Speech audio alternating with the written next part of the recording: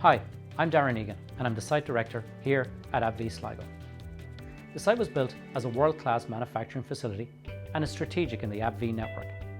It was built for the commercialisation and launch of potent small molecules.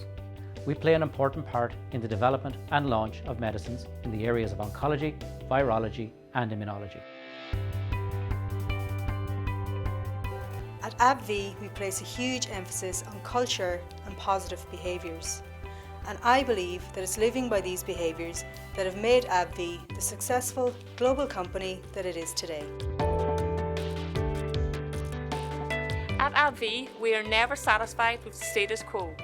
We take our work personally, going the extra mile to do the best job possible, ensuring that the patient is always at the heart of everything we do. We are working on an incredibly exciting pipeline of new drugs. It is humbling to know the potential impact that we can make on patients' lives around the world. Before joining AbbVie, I wanted to move to a dynamic operations site with good career prospects, development opportunities and a focus on new products. AbbVie in Sligo ticked all the boxes for me.